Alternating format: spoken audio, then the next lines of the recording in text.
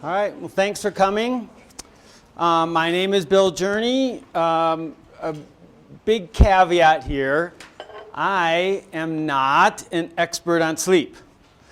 I have done no research on sleep. I've not treated any patients on sleep. I have a degree in neuroscience. My research hasn't been other areas. I'm just interested in sleep and a lot of other things, and I just thought I'd gather some information and share it with you, and maybe you can learn a few things along with me. All right.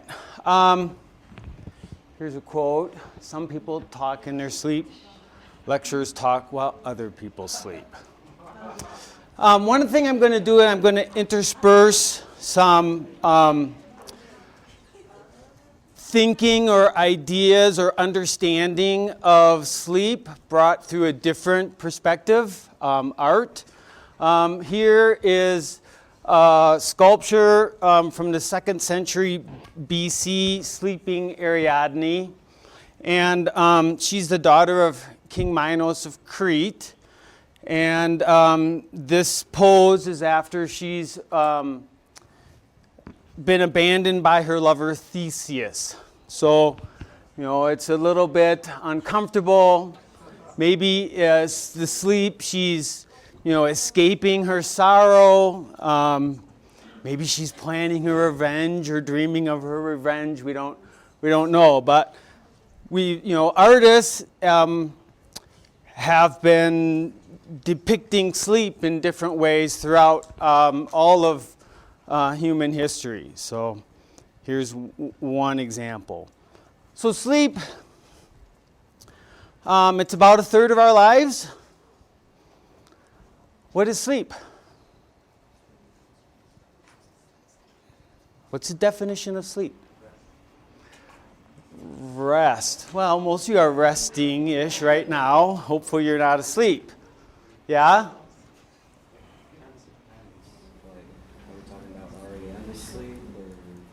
So we have we can record some different electrical activity in the brain of some animals, and that's an indication of sleep.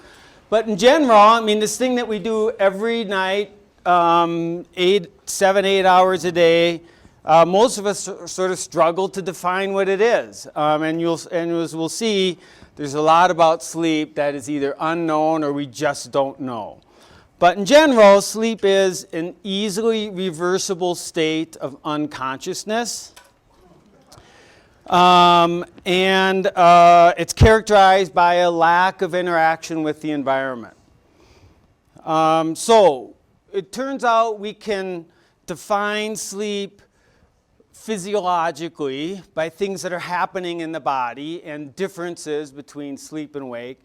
And we also can define sleep behaviorally. So animals, other organisms, they act different wake versus sleep. So a physiological definition, reversible unconsciousness, special brainwave patterns we'll talk about more, but we can see changes in brain activity. Sporadic eye movement, loss of muscle tone that happens during specific times of sleep, and an increase in the amount of sleep that animals do if they've been deprived of sleep. This physiological definition turns out to work very well for describing sleep in mammals and birds, which have very, very similar physiological events happening during sleep. Not quite as well in reptiles, fish, insects, other animals that sleep. And for those, we typically apply a behavioral definition. So minimal movement, reduced responsiveness to external stimuli is a common feature of sleep in all animals. And we refer to that as an increased sensory threshold. So you need louder noises, more forceful touch or whatever in order to produce behavioral responses versus a wake state. adoption of a typical posture, and occupation of a sheltered site are other behavioral indications of a sleep state for an animal. And then all of these things, physiologically and behaviorally, all of them repeat on a 24-hour cycle. Okay, so I've sort of alluded to this already, but one question is, we're clear that we sleep. We're probably pretty clear that cats and dogs sleep, but who else sleeps? Anything in common with these three animals? What's this? Panda. Platypus. They're all mammals. Okay. All mammals sleep. Every single mammal sleeps. And they have periods of what we'll talk about in a little bit as slow wave sleep and periods of rapid eye movement or REM sleep. It was actually earlier people thought that the platypus didn't meet all this, that they couldn't find REM sleep, but more recent studies have found a REM sleep activity deep in their brainstem. So platypuses, they're not any exception to this rule. Some animals, horses, giraffes, elephants, sleep most of the time standing up.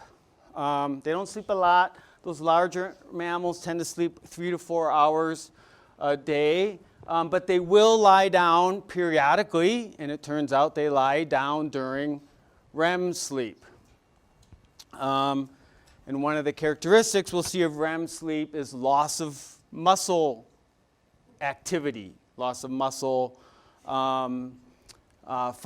And so they lie down to do their REM sleep and then stand up for most of the rest of sleep. And then here and there, what do we got? Flamingo, some sort of parrot. I'm not a bird person. But birds sleep just like mammals do. They have, again, both this slow wave sleep and this rapid eye movement sleep. And so that's some evidence that sleep is a highly conserved behavior. Birds and mammals had a most recent common ancestor of about 320 million years ago.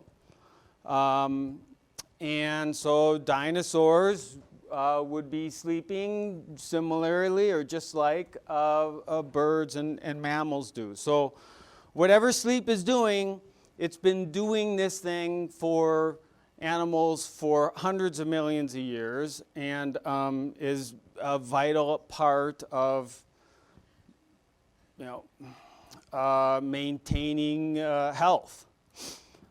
All right, reptiles sleep, amphibians sleep.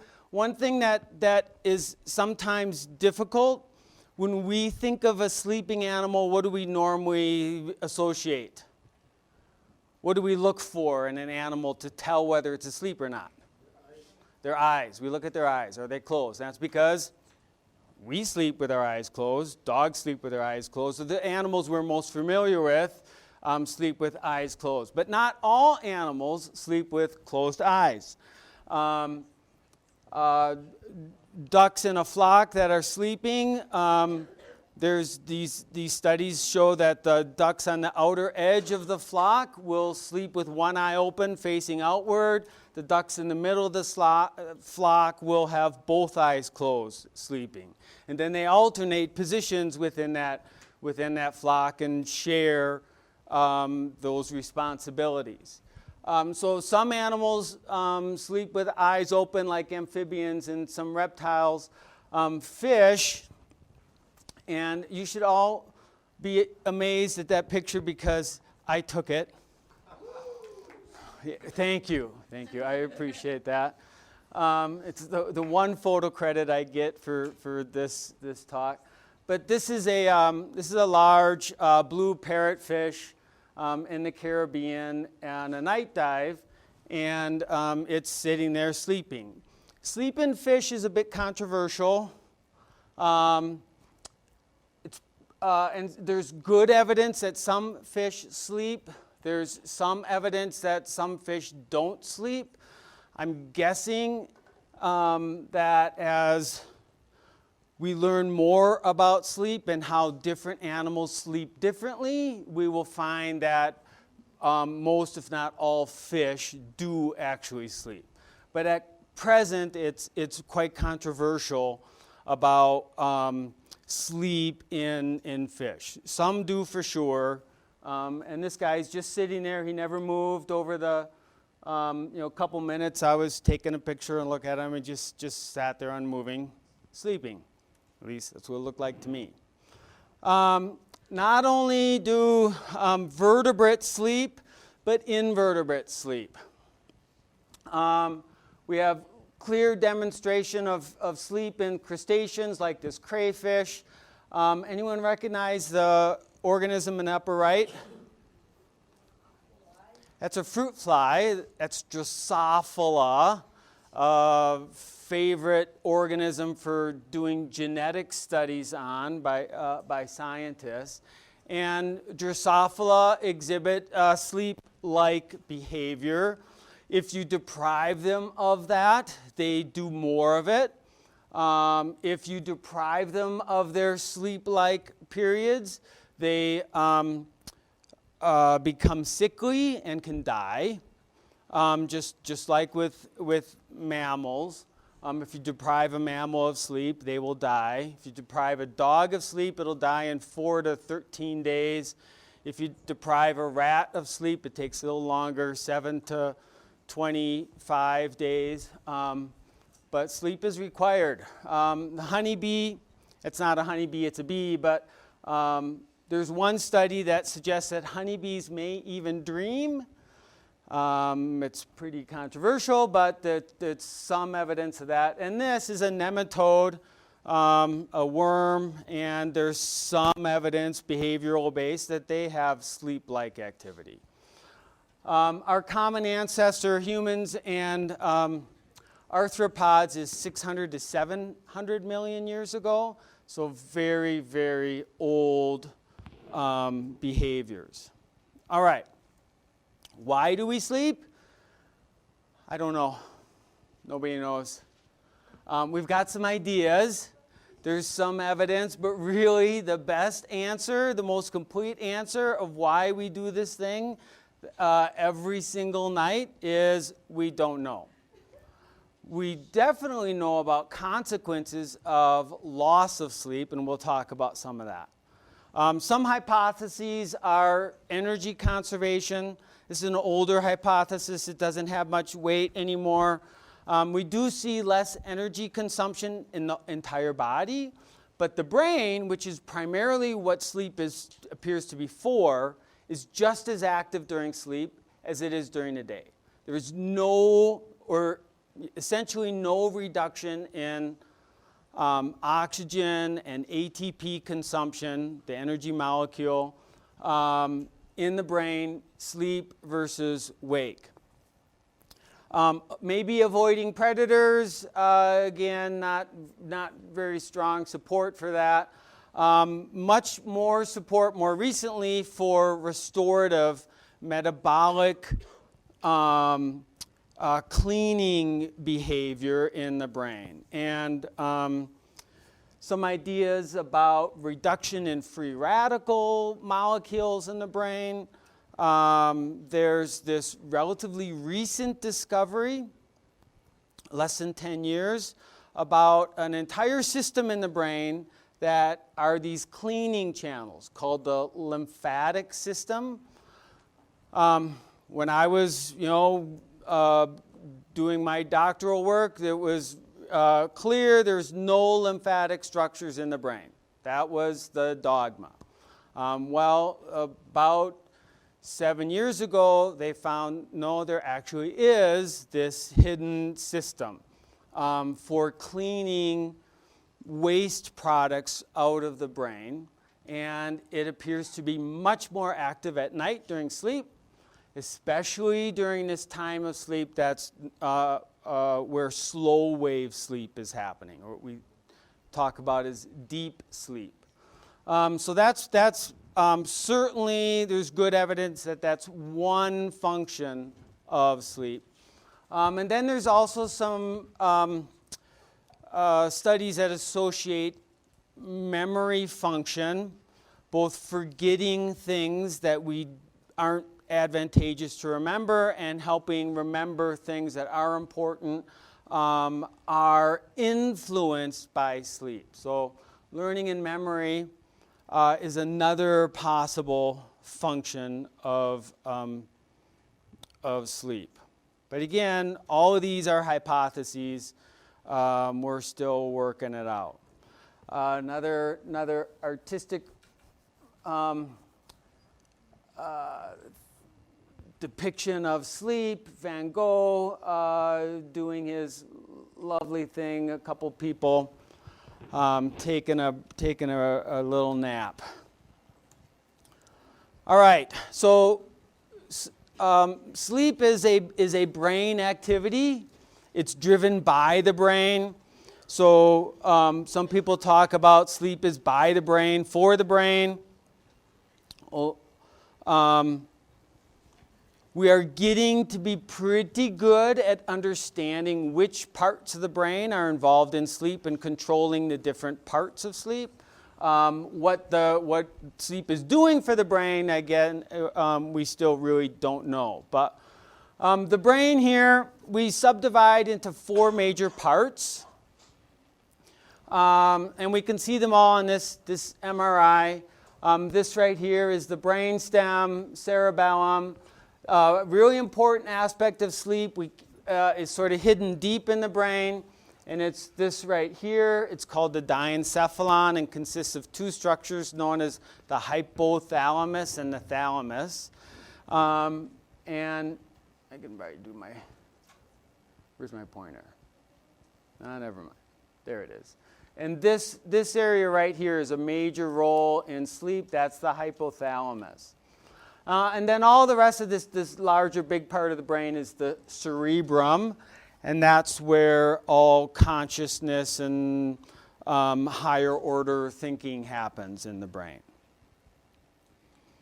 Okay, so we alternate through this cycle of wakefulness and sleep.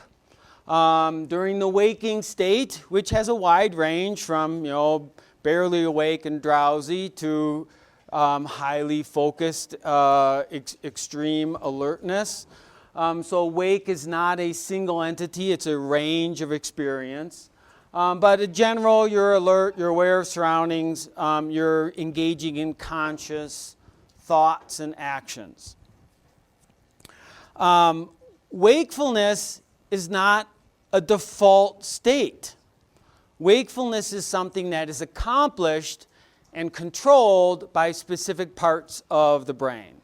And the parts that activate wakefulness are structures in the hypothalamus here and in this brainstem. So the conscious part of the brain doesn't, which is all of this out here, the conscious part of the brain isn't awake on its own. It needs direction, really, or excitation. It needs help to achieve this state of wakefulness. And that comes from this part of the brainstem right here, again with influence from the hypothalamus. And this part of the brainstem is known as the reticular activating system. And one thing that the reticular activating system does, it's when it's active, it's sending out excitatory inputs throughout the cerebrum, activating and producing this state of alertness. And this reticular activating system is most active when it's getting sensory inputs, when it's getting visual inputs, auditory inputs, inputs from pain or touch sensations. And so ongoing sensations stimulate wakefulness.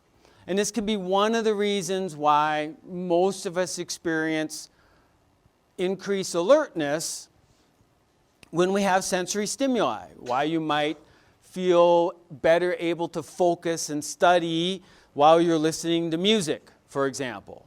That music is inputting to your reticular activating system, which increases that alertness signal that then is spreading throughout the brain, including the part that's trying to figure out, some trigonometry problem or something.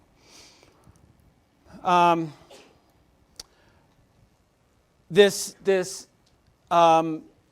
awake and sleep cycle is part of a natural internal process that's repetitive. It repeats on a 24-hour cycle. This is called the circadian rhythm. Circa means around. Diem means day, so it's around a day is what circadian literally translates as. And circadian rhythms are not unique to animals. We find circadian rhythms in all animals, period. Jellyfish all the way up to jellyfish and sponges, all the way up to whatever, elephants and whales and humans. But circadian rhythms are also found in all plants, in all fungi, mushrooms, molds, in all protists, amoeba and paramecia. They're also found in cyanobacteria, bacteria that do photosynthesis and make waters bluish green.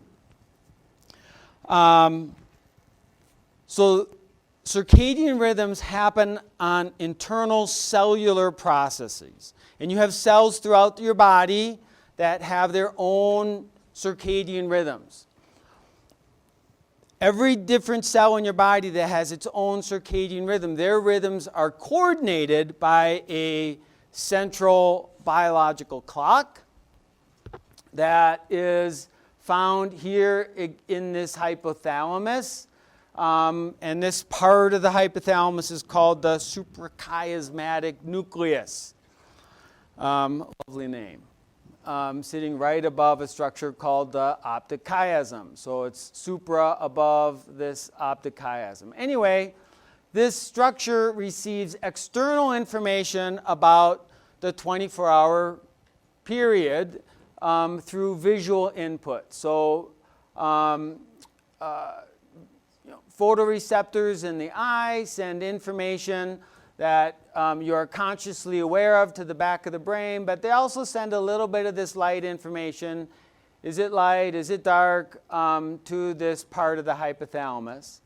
This part of the hypothalamus then, the suprachiasmatic nucleus, this biologic clock, through a complicated pathway, stimulates the pineal gland. And the pineal gland releases a hormone called melatonin. And it turns out that melatonin is a hormone signal that travels throughout the body and coordinates all the different cells in your body so that they're all on the same biological clock. A little aside, in 2017, so just 2 years ago, the Nobel Prize in Physiology and Medicine went to 3 scientists that investigated circadian rhythms in fruit flies, that Drosophila we looked at earlier. So some of the things that have circadian rhythms, again, here is melatonin. During the day, levels are essentially non-existent. During the night, and this is darkness here in this bar, we see peaks of melatonin, both in the blood and in saliva. We see changes in this stress hormone, cortisol, during the day. Lower at night and early in the morning, higher, when this when humans are more active in the morning and in the afternoon. Body temperature has a circadian rhythm. Much lower in the morning, much higher just before bedtime at night. Some estimates are that up to 40% of our genes, those proteins have circadian rhythms. So this is a really short list of things that are changing over every day. And if you disrupt the circadian rhythm, things don't work as well. And we see this very clearly in people that do shift work, especially if they are alternating shifts over relatively short periods of time. And people who do shift work have significantly increased risk of breast cancer, prostate cancer, colon cancer.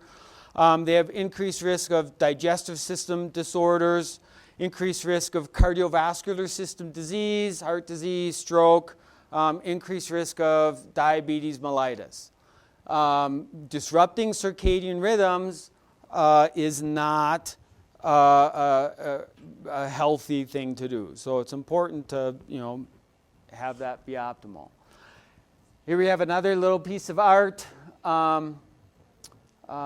Two women in bed. This caused a bit of it was a little bit shocking at the time. Anyway, a little peaceful. All right, how do we study sleep? Through a technique known as somnography. And in somnography, we record electrical activity from the brain through a technique called electroencephalogram. That's EEG. We also record eye movements. That's an electrooculogram, an EOG. And electroactivity from skeletal muscles, electromyogram, EMG. And this is what it might look like. Doesn't look like a fun way to fall asleep, but if you're having sleep issues, you may well be part of a sleep study to help diagnose whatever that sleep condition might be. And here is, this is the ECG. We're looking at heart rhythms here, so we maybe have 30 seconds of time. These here are the eye movement recordings. These waves here are all the EEG recordings, so these are the brain waves while this person is asleep. Here we're looking at skeletal muscle. During this recording, they also recorded leg muscles, so these are leg muscles here, and this is showing a significant movement of, I can't quite read whether it says left leg or right leg there. So maybe they're studying this individual for like restless limb syndrome or something. Okay, so the EEG is a recording of the sum of, we're recording out at the surface. So we're not anywhere near to the actual neurons. So we can't record individual neurons or even really small groups of neurons. We're recording summation of activity from a large group of neurons under that part of the skull. And so what we can see is patterns. And these are called brain waves. They can vary in frequency, how many waves are happening per second. Or amplitude, how tall each individual wave is. And when we do this, we see high frequency, low amplitude waves called gamma waves, not the same thing as gamma rays. These are brain wave recordings. And we see these when people are very, very highly focused. Gamma wave recordings are actually quite new. We only found these again about a decade ago. Beta waves and alpha waves are both found in wake people. Beta waves more fully awake, alpha waves and a more relaxed state of wakefulness. And then we have brain wave patterns that happen during sleep. theta at the beginning of sleep, delta waves during deep sleep. And we could see these differences. Many fewer waves during deep sleep, so low frequency, but much taller waves, so high amplitude. And what's happening here in the actual brain is that regions of the brain the neurons in these regions are becoming more coordinated. So they're all active at the same time, or they're all not active at the same time. And these periods of very coordinated, synchronized activity are happening during deep sleep, otherwise known as slow wave sleep. All right, during sleep, we record, and again, sleep in the brain is a very active time. We're consuming just as much oxygen in the brain during sleep as during wake. But we do see two different major types of brain waves. Slow waves and waves that are very similar to when a person is awake. These are the brain waves we see during rapid eye movement or REM sleep. Another name for this is paradoxical sleep, because the brain waves look like the brain is awake, but you're not. You're asleep in this REM sleep period. Okay, so comparing these two different periods of sleep. During slow wave sleep, we have slow waves. There is regular muscle tone. There's lots of movement that happens. People shift body position during slow wave sleep. There is relatively little change in heart rate, blood pressure, body temperature. Often you'll see, and an older thinking is that during slow wave sleep there is no dreaming. That appears not to be correct. There is and are dream-like experiences, but they're not if people are woken up during slow wave sleep, they're typically very vague, not very descriptive or story-like types of dreams. So it's a different type of dreaming than what we normally think of as dreaming. They're easily awakened, and you progress through subsequently larger and slower wave sleep patterns as you progress through slow wave sleep. And slow wave sleep always occurs first. It's what happens in the first hour of every night of sleep. Paradoxical sleep, otherwise known as REM sleep, the brain waves are similar to awake and alert, but you're not, you're asleep. And we have, very importantly, a complete inhibition of skeletal muscles. There are no movements. So one thing that doesn't happen during REM sleep is sleepwalking, for example. Persons during REM sleep are essentially paralyzed. And the exceptions to that are, the exceptions to no movement are the diaphragm that controls breathing and eye movements. And why the eye moves during REM sleep, nobody has an answer to that yet. We get changes in heart rate, blood pressure, and a significant loss of temperature control. Temperatures drop during REM sleep, and that might be one of the functions of REM sleep, although we don't know that for sure. Dreaming is common. Dreaming is descriptive. People, if they're woken during REM sleep, can give descriptive details about the dream, although it doesn't typically, often they're not necessarily rational. More difficult to arouse, but you're more likely to self-wake during REM sleep at the end of a full night's of sleep. and we have rapid eye movements. Another couple artists. Here we have a Botticelli, Venus and Mars. So Venus here is the goddess of love. Mars, anyone? God of war. Mars is asleep, and so some people interpret this as love conquers war. And we have cherubs steering away, so we have, sleep is this time of vulnerability, and we're stealing his helmet and his lance and sneaking away with his sword here. Another depiction of sleep, Giorgione, maybe finished by Titian, they don't know. Sleeping Venus. So she's alone, she's nude. We have mild eroticism here. Yet she doesn't have feelings of vulnerability.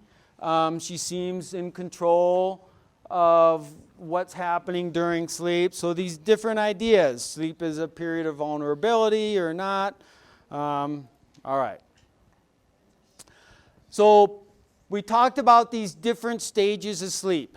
Slow wave and paradoxical or REM sleep. And here's recordings of brain waves during 7-8 hour sleep. Slow wave here occurs first, and then periodically we will sort of suddenly interject these brief periods, typically 10 to 15 minutes, of REM or paradoxical sleep. And then after that first REM sleep, you go back into an hour or hour and a half of slow wave or deep sleep, another REM period, and then as the night goes on, we get less deep sleep and more REM sleep. And we also see that down here. Most of the deep slow wave sleep happens in the first 3 to 4 hours of sleep. And in the second 3 to 4 hours of sleep, we get increasing amounts of REM. So one thing about sleep is we're beginning to understand that slow wave sleep and REM sleep have different functions.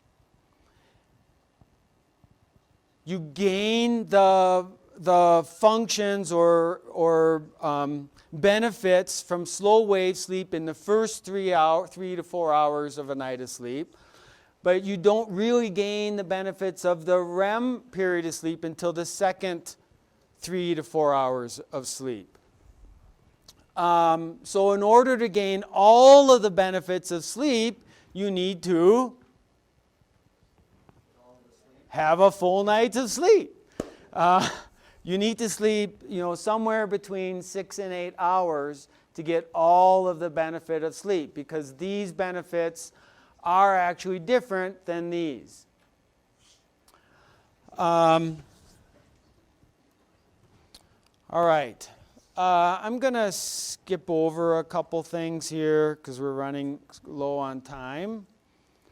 Why am I sleepy? Well, we don't entirely know. Discovered in the early 1900s that the cerebral spinal fluid, CSF, of sleep-deprived dogs, so we deprive dogs for a couple days of sleep, take their CSF, inject it into a normal dog, and that dog will sleep more than it would otherwise. So there are things that accumulate during wakefulness in the fluid of the brain that cause sleepiness. Our best understanding of this comes from trying to figure out what caffeine does and how it works. Caffeine, theobromine and theophylline are related molecules. Theobromine is in chocolate. Theophylline is the caffeine-related molecule in tea. And these are what the chemical molecules look like. And it turns out that this molecule, adenosine, which is very similar to caffeine and theophylline, this molecule increases in the fluid of the brain during the day. And as you are increasingly awake, levels of adenosine rise throughout the day. And then during sleep, adenosine levels plummet. So there's strong support that high levels of adenosine produce sleepiness, and caffeine and tea and chocolate reduce sleepiness by blocking the receptor that adenosine binds to. They have the same essential shape as adenosine right here, and so this molecule binds to the same receptor and blocks the sleep-inducing function of adenosine. So there are these chemicals that rise during the day and make you sleepy. Here's Salvador Dali, sort of depicting this heaviness that happens and the falling that may happen. Maybe our grip on reality is a little tenuous, hence these crutches are there helping to hold us or supporting reality.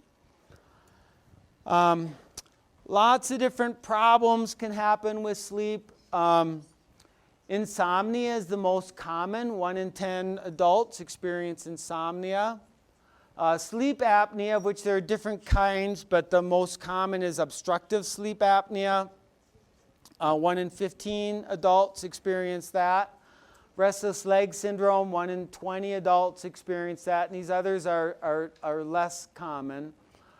Non-REM parasomnias include sleepwalking, sleep talking,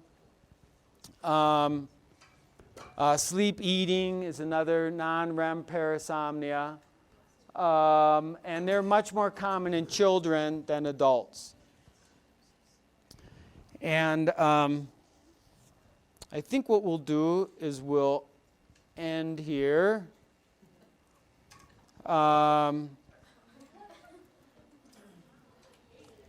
And I'll take any questions if you have any. Can you go back to the sleep paralysis one? The sleep paralysis, sure.